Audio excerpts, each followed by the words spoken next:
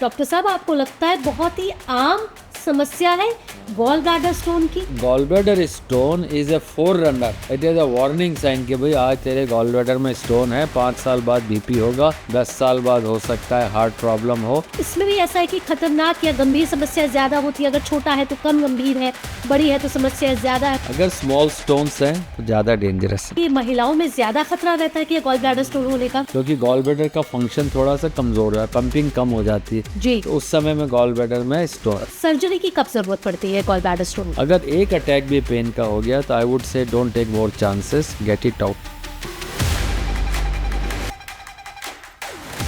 आज की भागदौड़ भरी जिंदगी में पेट से जुड़ी समस्याएं तेजी से बढ़ रही हैं। इन्हीं में से एक लेकिन अक्सर नजरअंदाज की जाने वाली समस्या है पित्त की थैली की पथरी यानी गॉल ब्लैडर स्टोन। नमस्कार, टोटल हेल्थ पॉडकास्ट में आपका एक बार फिर से स्वागत है। मैं हूं आपके साथ भावना नैयर। आज बात होगी गॉल ब्लैडर स्टोन की। कई लोगों को सालों तक ये पता ही नहीं चलता कि उनके पित्त में एक पथरी है, जबकि कुछ लोगों को अचानक होता है तेज दर्द, उल्टी और गंभीर जटिलताओं का सामना करना पड़ता है तो पता चलता है कि शायद पथरी तो नहीं है, और फिर पता चलता है कि गॉल ब्लैडर स्टोन हो गया है। क्या हर पथरी का ऑपरेशन जरूरी होता है? क्या खान पान और लाइफस्टाइल इसके लिए जिम्मेदार है? और क्या बिना लक्षण वाली पथरी भी खतरनाक हो सकती है? इन सभी सवालों का जवाब देंगे देश के जाने माने लिवर और गैस्ट्रो विशेषज्ञ पद्म भूषण डॉक्टर शिव सरीन से। बहुत बहुत स्वागत एक बार फिर से डॉक्टर सरीन आपका टोटल हेल्थ पॉडकास्ट में। Thank you so much Bhavna for calling me. और आज हम जिस टॉपिक पे बात कर रहे हैं डॉक्टर साहब, आपको लगता है बहुत ही आम समस्या है गॉल ब्लैडर स्टोन की? आपने क्यों चूज़ किया गॉल ब्लैडर स्टोन को? क्योंकि बहुत कॉमन है। पहले आज से 20 साल पहले 3-4% में होता था, अब आई वुड से 1 in 10 में हैव गॉल ब्लैडर स्टोन।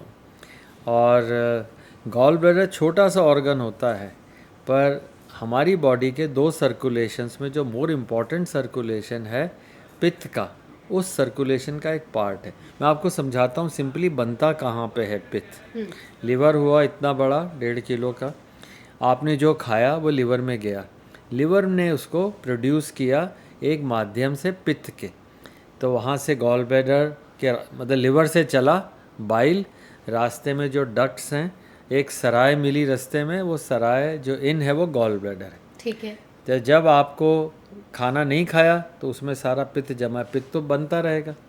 अब सारे टाइम आप देते रहो अगर इंटेस्टाइन में बाइल को, तो वो यूज़लेस है।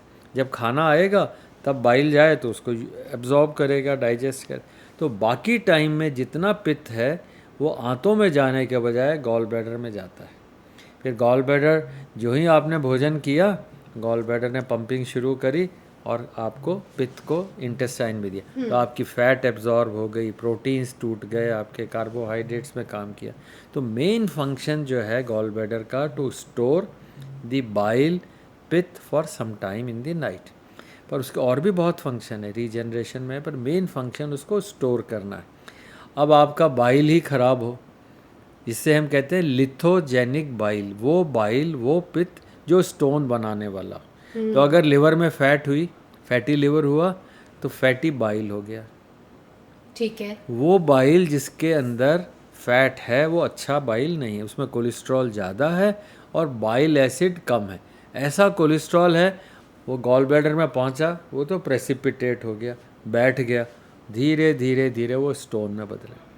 तो gall stone is generally a cholesterol stone.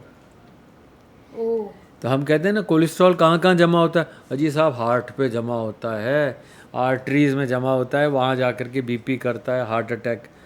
Gall bladder में वही कोलेस्ट्रॉल जाके जमा होता है और गॉल ब्लैडर में स्टोन बन जाते हैं। तो gall stones 80% 90% are cholesterol stones. अब आप समझे ना डॉक्टर साहब, इसीलिए बड़ा जरूरी है जानना कि क्या हमारा लाइफस्टाइल इसके लिए जिम्मेदार है? लिवर में फैट है या आपने खाना ऐसा खाया या लगातार आपके चर्बी है लिवर में, वो सारा का सारा जाके, तो gall bladder stone is a forerunner, it is a warning sign कि भाई आज तेरे गॉल ब्लैडर में स्टोन है, 5 साल बाद बीपी होगा, 10 साल बाद हो सकता है हार्ट प्रॉब्लम हो। तो जिनको गॉल ब्लैडर स्टोन है उन्हें शर्तिया ये मान के चलना कि मेटाबॉलिक, इससे liver disease, gall stone is not a disease of gall bladder. It is a liver disease. तो गॉल ब्लैडर का जो पित्त खराब बना वो बना कहाँ से? लिवर से। तो लिवर से बना, गॉल ब्लैडर तो झेल रहा है बेचारा, उसके अंदर तो आके कोलेस्ट्रॉल जम गया। तो gall stone is not a disease of the gall bladder, it's a disease of the liver. फिर क्या हुआ? पित्त नीचे चला गया, उसी के अंदर बाकी जगह गया, तो वहाँ पे आर्टरीज हार्ड हो गई और हो गया। तो गॉल स्टोन अच्छा बनना शुरू होता है, धीरे धीरे बजरी होती है, जैसे आपने रेत देखा हो ना, बजरी, चूरा। तो पहले ऐसे बनता है चूरे की तरह, क्योंकि कोलेस्ट्रॉल जमा होता है, धीरे धीरे वो बढ़ के इकट्ठा होके उसमें म्यूसिन आ गया, कुछ सेल्स आ गए, कुछ और कैल्शियम वगैरह पिगमेंट्स आते हैं, कैल्शियम नहीं होता जो किडनी वाला है, तो वो सारे मिल कर के उसको धीरे धीरे स्टोन का शेप देते हैं, पर होता 90% कोलेस्ट्रॉल। फिर साइज़ धीरे धीरे बजरी का बड़ा होने लगता है, स्टोन का। ओवर द ईयर्स अगर आपने ध्यान नहीं रखा, अपनी एहतियात नहीं रखा, तो या दवाई नहीं ली, तो स्टोन बढ़ने लगते हैं। और फिर गॉल ब्लैडर में अगर स्टोन होगा तो बेचारा पंप कैसे करेगा? खाना तो आपने खाया और गॉल ब्लैडर ने पंप ही नहीं किया, तो आपने पित्त नहीं बना, आप कहते हो जी मेरा खाना ही हजम नहीं हो रहा। तो the main symptom of gall bladder stone is indigestion, dyspepsia. जी मेरा खाना खाते ही एसिड आ जाता है, खाना खाते ही। बिल्कुल। तो ये टिपिकल सिम्टम है डिस्पेप्सिया और indigestion of a stone in gall bladder. पर हाँ, किसी का मुकद्दर ख़राब हो तो वो स्टोन जो है गॉल ब्लैडर का, जैसे ये गॉल ब्लैडर, फिर उसमें एक डक्ट होती है, वो डक्ट उसको एक रास्ता होता है, उस रास्ते से वो पित्त की थैली का, और मेन जो डक्ट है जो लिवर को और आंतों को जोड़ती है, जिसे हम बाइल डक्ट कहते हैं। तो फॉर एग्जांपल मैं आपको इसी से एग्जांपल बताता हूँ। जैसे ये लिवर से, यहाँ लिवर मानिए, यहाँ लिवर से चला, रास्ते में गॉल ब्लैडर आ गया, तो गॉल ब्लैडर में फिर वो गई आंतों के अंदर। तो या तो गॉल ब्लैडर में स्टोन है तो वो यहाँ फंस सकता है रास्ते में, या वो स्टोन जाके नीचे फंस सकता है। तो जो नीचे का रास्ता है वो पैंक्रियाज और गॉल ब्लैडर से जो डक्ट आ रही है, बाइल डक्ट, उनका एक साथ सिंपल सा होता है। उसकी जो ओपनिंग है वो 1 मिलीमीटर 2 मिलीमीटर की होती है, बहुत ही छोटी। तो जो बाइल डक्ट की ओपनिंग है 1 मिलीमीटर, और उसी में पैंक्रियाज की डक्ट मिल जाती। अब स्टोन यहाँ से चला, नीचे फंस गया, क्योंकि स्टोन तो 3, 4, 5, 6 मिलीमीटर का हो सकता है। डॉक्टर साहब, मैंने सुना है कि अगर गॉल ब्लैडर स्टोन जिस तरीके से आप बता रहे हैं डक्ट में फंस गया, हाँ, और जो रास्ता पैंक्रियाज तक आता है, बहुत गंभीर समस्या हो सकती है। बिल्कुल, क्योंकि दोनों डक्ट एक साथ आती हैं। तो आपका इधर का आगरा वाला ट्रैफिक भी, जयपुर वाला ट्रैफिक सारा बंद हो गया एक साथ, तो एकदम दोनों साइड में। तो जो ही वो डक्ट के अंदर स्टोन फंसेगा, तो पैंक्रियाज का जूस नहीं आया तो पैंक्रियाज सूज जाएगा, बाइल नहीं निकला तो जॉन्डिस हो जाएगा, और पेन, भयंकर पेन होता है। तो गॉल ब्लैडर स्टोन, अगर गॉल ब्लैडर स्टोन अपने गॉल ब्लैडर से निकल के बाइल डक्ट में चला गया, जो पित्त की नलकी, जो पित्त का रास्ता है, तो कई बार बहुत परेशानी कर सकती है। तो मैं सिंपल भाषा में, जिन लोगों को गॉल स्टोन है, सबसे पहले उनको लगेगा खाना नहीं, हाजमा नहीं, दर्द कभी कभी। किसी दिन तेज़ दर्द हुआ, इसका मतलब है स्टोन खिसक रहा, खिसक करके रास्ते में जा सकता है। फिर it can present as jaundice, it can present as pancreatitis. Doctor साहब, यहाँ मैं ये पूछना चाहूँगी, गॉल ब्लैडर के जो आप सिम्टम बता रहे हैं, क्या आप महज एक ही सिम्टम है दर्द होना, या फिर कुछ और भी सिम्टम्स, जिस तरीके से आपने बताया कि रिफ्लक्स होता है या फिर डाइजेशन नहीं होता, क्या क्या मुख्य संकेत हो सकते हैं जो ये पता लगा पाए कि गॉल ब्लैडर का स्टोन हो रहा है हमें, या हो पेन चुका जो है वो तो करीब 30% में होता है। 50-60% लोगों में तो सिर्फ भोजन नहीं हजम होना और डकारें ज़्यादा आना, यहाँ हैवीनेस कभी कभी हो जाना, या उनको कहते हैं कि साहब भूख नहीं लगती है, ये सारे, बट नॉन स्पेसिफिक है। स्पेसिफिक सिम्टम सिर्फ पेन है। अच्छा, पेन बड़ा क्लासिक होता है, पेन होता है बड़ा तेज़, और गॉल ब्लैडर ऐसी जगह है कि जब पेन हुआ तो यहाँ से कंधे में भी दर्द हो जाता है, कभी कभी बैक में जाता है जब पैंक्रियाज उसमें इन्वॉल्व हो जाए। और पेन जो है करीब शुरू होता है 40-50 मिनट में तेज़ हो जाता है, 4-6 घंटे तक रहता है, जब तक इंजेक्शन नहीं लेंगे ऐसे ही चलता रहेगा, दुख पाएगा आदमी। डॉक्टर साहब, मुख्य तौर पर अगर शरीर में देखा जाए तो दो ही जगह स्टोन होते हैं, या तो पित्त की थैली में या फिर किडनी में।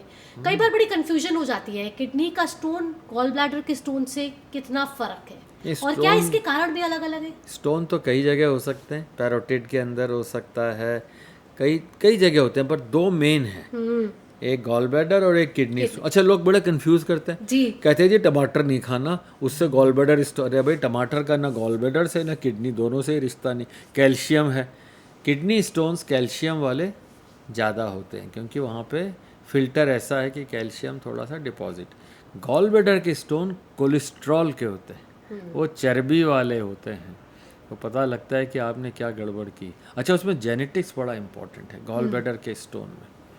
जैसे फॉर एग्जांपल एक 20 साल की लड़की है, 25 साल की, उसके गॉल ब्लैडर में स्टोन है, तो जनरली वो मदर से आता है। तो जिन लड़कियों के या लोगों के यंग एज में स्टोन है, उनके पेरेंट्स को गॉल स्टोन साइलेंट होगा। आप किसी को भी पूछो भाई सर्जरी हुई, हाँ सर मेरी मदर के भी हुई थी, मेरी बहन के भी हुई थी। तो gall stone is a genetic. In fact I was one of the original, I feel happy in 90s to find out कि गॉल ब्लैडर का स्टोन एक फैमिलियल डिजीज़ है। पर इसकी एक प्रॉब्लम है, अब वो 20 साल की लड़की है, लड़का है, उसके स्टोन हो गया, अब उसके बच्चों के कब होगा? जब वो 10-12 साल के होंगे। तो it is like a walking gene. तो गॉल स्टोन पहले तो कहते थे कि 40 साल और उससे ऊपर होता है, अब यंग के अंदर है। In fact we have seen stones in 3-year-old, 3 साल की लड़की में गॉल ब्लैडर में स्टोन देखे गए हैं। तो gall stone is now a common disease. तो डॉक्टर साहब, जिस 3 साल के बच्ची में स्टोन दिखेगा, उसने तो कोई कोलेस्ट्रॉल जैसी, कोई चर्बी जैसी वसा की चीज खाई नहीं, वो जेनेटिक्स है। Now there is a lith gene, जिसे कहते हैं गॉल ब्लैडर का lith means stone. It's a lith gene which causes all these things. So gall stone is now very strong familial incidence. तो किसी को भी हो ना आसपास में भी, तो आप डॉक्टर बन के बता सकते हैं भाई तुम्हारी मदर को था, नानी को था, भाई को था। बिल्कुल। डॉक्टर साहब, जिस तरीके से आपने बताया कि एक चूरे से शुरू होता है गॉल ब्लैडर का स्टोन, फिर वो उसका साइज बढ़ता जाता है, मल्टीपल भी उसके अंदर हो सकते हैं उस पित्त की थैली में। तो ये या तो छोटे स्टोन हो या बड़े स्टोन हो, क्या इसमें भी ऐसा है कि खतरनाक या गंभीर समस्या ज़्यादा होती है? अगर छोटा है तो कम गंभीर है, बड़ी है तो समस्या ज़्यादा है उसमें, फिर उसका उपचार करने का तरीका भी अलग अलग है? देखिए, बच्चे ज़्यादा शोर करते हैं, बड़े बुजुर्ग सहते रहते हैं। तो अगर छोटे स्टोन हैं तो दंगा करेंगे, इधर जाएंगे उधर जाएंगे, नलकी में फंस जाएंगे। अगर स्मॉल स्टोन्स हैं तो ज़्यादा डेंजरस है। बड़े स्टोन्स बहुत साल तक 1 सेंटीमीटर 2 सेंटीमीटर का वो डक्ट में जा ही नहीं पाते हैं। अच्छा, वो करते क्या नुकसान, वो भी कर सकते हैं। लॉन्ग स्टैंडिंग अगर रहें तो दे कैन कॉज कैंसर्स। अगर 3 सेंटीमीटर का 2-2.5 सेंटीमीटर का स्टोन हो और बहुत समय तक पड़ा रहे तो गॉल ब्लैडर को थिक करता है। पर इसका ये मतलब नहीं कि हर बंदे के जिसके गॉल ब्लैडर में स्टोन हो ऑपरेशन करा दो ना जी। ऐसा बिल्कुल नहीं है। गॉल ब्लैडर का स्टोन चूंकि कोलेस्ट्रॉल से आया है, तो आप अपना कोलेस्ट्रॉल, अपना वेट, अपनी डाइट, अपनी लाइफस्टाइल चेंज करें तो कम कोलेस्ट्रॉल आएगा। और कुछ दवाइयाँ हैं जो कि जैसे बाइल एसिड के लिए एक उर्सो बाइल एसिड होता है, UDCA, उर्सो डिऑक्सीकोलिक एसिड। तो आप नॉर्थ पोल पे जाओ, साउथ पोल पे जाओ, तो भालू जो होता है वहाँ का पोलर बेयर, उसका 100% बाइल ये होता है, जिसमें कि उर्सो होता है। उर्सो एक तरह का बाइल एसिड है, ठीक है। उसमें कभी स्टोन ही नहीं बनता, वो बड़ा बढ़िया बाइल होता है उसका। अब डॉक्टरों ने, दवाई कंपनी ने ओरल फॉर्म बना दिया उर्सो। तो हम उर्सो अगर लेते हैं, हमारे नॉर्मल के अंदर 1 या 2% होता है। जो ही आपका उर्सो ज़्यादा हुआ तो गॉल ब्लैडर का स्टोन धीरे धीरे घुलने लगता है।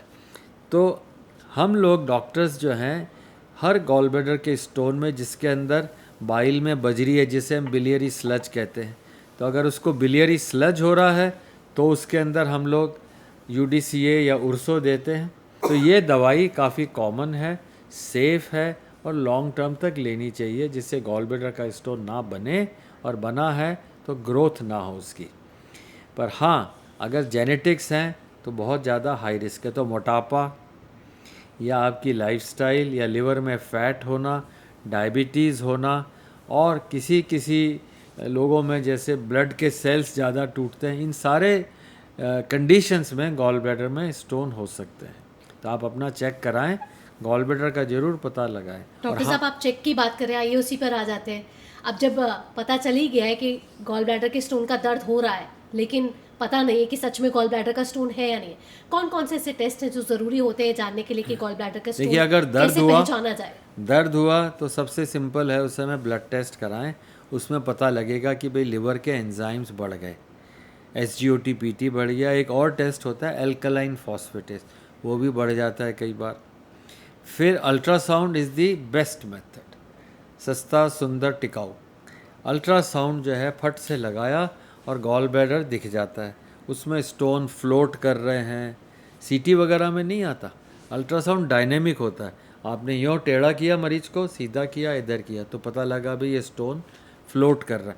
और अगर फंस गया तो वो फ्लोट नहीं कर रहा, मतलब नेक में चला गया, डक्ट के अंदर फंस गया, तो गॉल ब्लैडर का स्टोन डिटेक्ट करने के लिए अल्ट्रासाउंड, हाँ बंदा करने वाला अच्छा हो तो फटाक से पता लग जाता है जी। तीसरी चीज़ है, अगर पैंक्रियाज इन्वॉल्व हो गया तो एक और टेस्ट होता है अमाइलेज। अमाइलेज ज़्यादा हो गया, आँख में पीलापन हो गया, मतलब स्टोन फंस गया, पैंक्रेटाइटिस हो गई, फिर थोड़ा डॉक्टर के भागना ज़रूरी। तो गॉल स्टोन निकालने का एक तो रिस्क फैक्टर मैंने आपको बता दिए जी।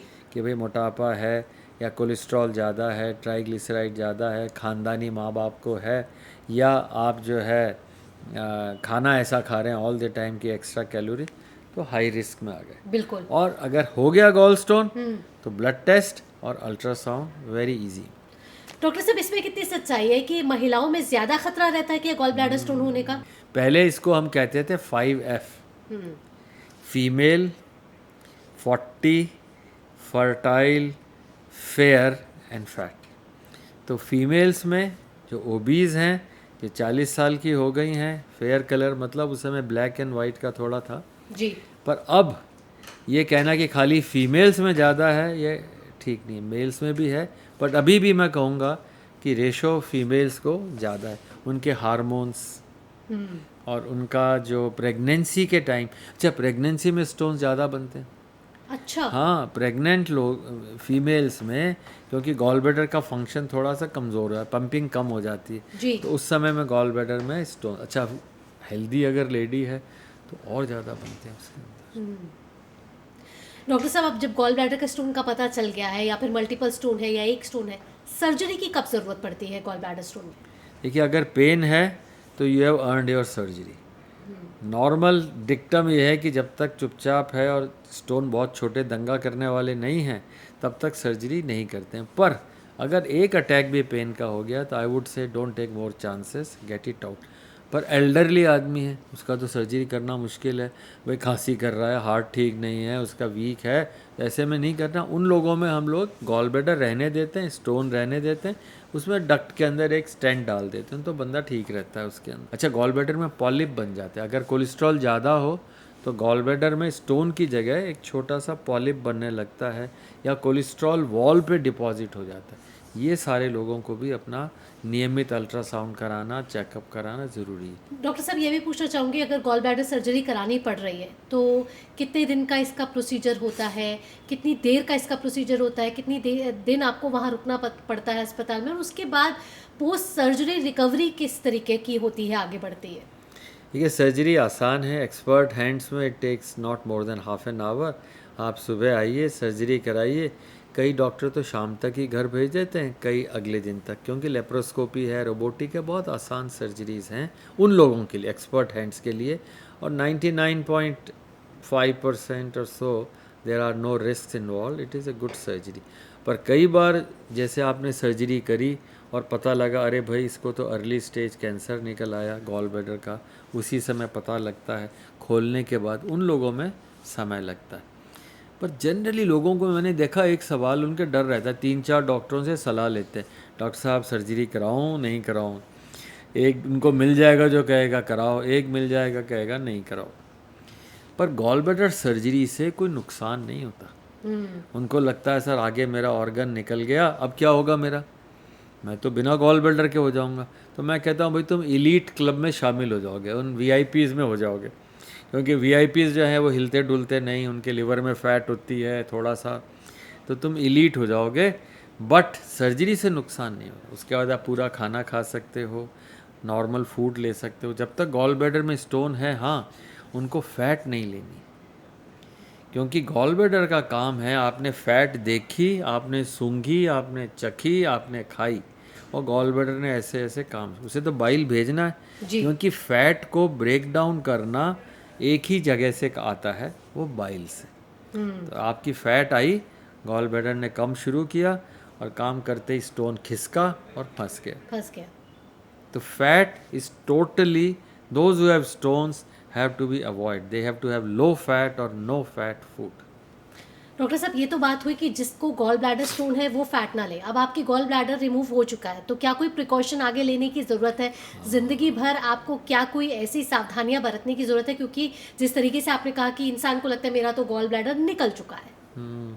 देखिए, एक पहला पड़ाव है मेटाबॉलिक इल हेल्थ का, fatty liver, stone in gall bladder, and the same fat will now go to probably arteries, probably to the heart. तो 10 साल में, 5 साल में उनको रिस्क है कि भाई मेरे अभी ब्लड प्रेशर हो सकता है, हार्ट डिजीज़ हो सकती है, किडनी डिजीज़ हो सकती है। तो gall stone is a forerunner और a warning for other metabolic disease. तो पूरी लाइफ उन्हें अंडर वेट या नॉर्मल वेट रहना है, ओवर वेट नहीं होना।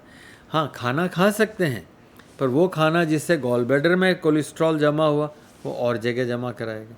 अभी तो गॉल ब्लैडर था, बेचारा झेल रहा था, इकट्ठा कर रहा था, अब वही फैट और जगह चली जाएगी। So one has to be very careful.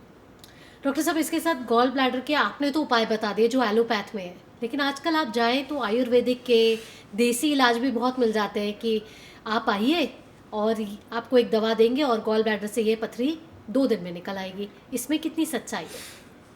I wish it was true, क्योंकि बीमारी गॉल ब्लैडर की नहीं है, बीमारी लिवर की है। तो अगर आप गॉल ब्लैडर से, सपोज खुदा ना खास्ता कोई एक बिरला नोबेल प्राइज़ विनिंग आदमी आ गया जिसने गॉल ब्लैडर का स्टोन गोल डिज़ोल्व कर दिया, तो वापस थोड़े दिन में बन जाएगा। But in my mind there is no such drug available which will dissolve a large stone in the gallbladder. But yes, I have many patients who had in young age gallstone, they lost weight, they had small stone, the stones have gone, they have grown up to now 40-50 years of age, they are okay because they understood. So they were slightly healthy, now they have reduced and their stones have dissolved. इसमें सच्चाई है doctor साहब कि अगर आपका वजन घटेगा Yeah. तो क्या वो जो गॉल ब्लैडर के स्टोन है वो भी श्रिंक हो जाएंगे? हो सकता है डिज़ोल्व हो जाएं, और साथ में आपको दवाई UDCA आप लें तो हो सकता है उससे डिज़ोल्व, या 14% तक सक्सेस रिपोर्ट किया गया। मतलब 100 में से 14 लोगों में ये ऐसी सक्सेस हो सकती। पर weight strict, diet strict, lifestyle change, तो आप क्यों नहीं 14% में आना चाहोगे? पर हाँ, स्टोन अब 1 सेंटीमीटर का, 8 मिलीमीटर का, then it is too late. 2-3 millimetre का स्टोन है, 4 मिली हो सकता है। बिल्कुल। आखिरी में डॉक्टर साहब, 3 ऐसी महत्वपूर्ण सलाह जो आप हमारे दर्शकों को देना चाहेंगे, चाहे वो किसी भी एज के हो, कि अगर आज आप ये अपना लें तो आपको गॉल ब्लैडर स्टोन नहीं हो सकते हैं, इतनी तो गारंटी आप ले सकते हैं। देखिए, किस में हो सकते हैं पहले उन्हें बता दूं। ठीक है। जिनके अगर ख़ानदान में किसी को गॉल ब्लैडर का स्टोन है, या डायबिटीज़ है, या मोटापा है, या आप मोटे हैं, या आप जो है ना ऐसा रिच फूड खाते हैं, तो गॉल ब्लैडर आपका फंक्शन कम करेगा।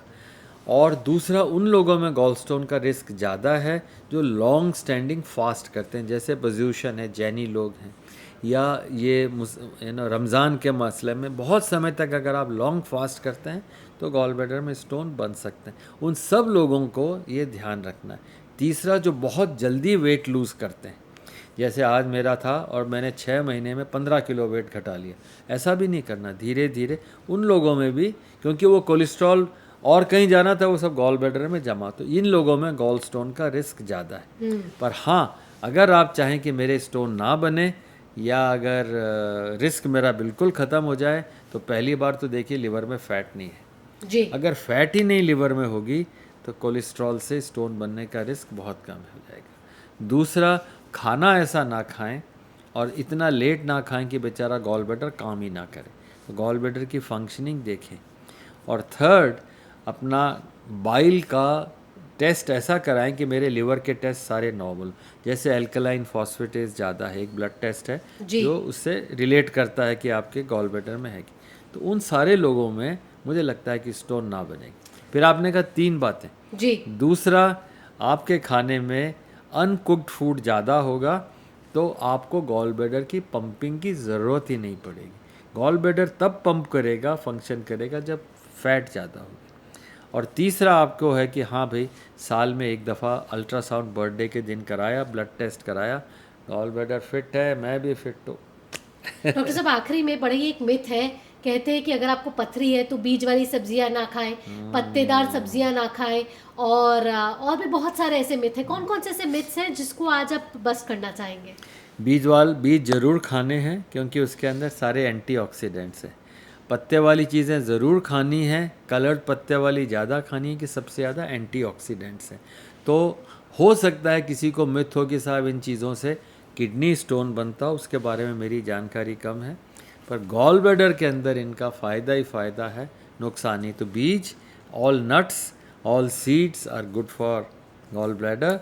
बहुत बहुत धन्यवाद डॉक्टर साहब, एक बार फिर से आपका टोटल हेल्थ पॉडकास्ट में आने के लिए और गॉल ब्लैडर से जुड़ी इतनी महत्वपूर्ण जानकारी हमारे दर्शकों तक साझा करने के लिए। I hope they protect their children and remain healthy and learn to live with gallstone, not to insult your gallbladder. बहुत बहुत धन्यवाद। Thank you. पित्त की थैली की पथरी एक छोटी सी समस्या लग सकती है, लेकिन अगर समय रहते इसकी पहचान और इलाज ना हो तो ये गंभीर जटिलताओं का कारण भी बन सकती है। अच्छी बात यह है कि सही जानकारी, समय पर जांच और उचित इलाज से ज्यादातर लोग पूरी तरह स्वस्थ जीवन जी सकते हैं। याद रखिएगा, शरीर अक्सर संकेत देता है, जरूरत है उन्हें समझने की। पेट के दर्द या फिर इंडाइजेशन हो रहा है, बार बार होने वाली असहजता को सामान्य मानकर नजरअंदाज ना करें। इसी के साथ टोटल हेल्थ पॉडकास्ट में इतना ही। दीजिए अनुमति। नमस्कार।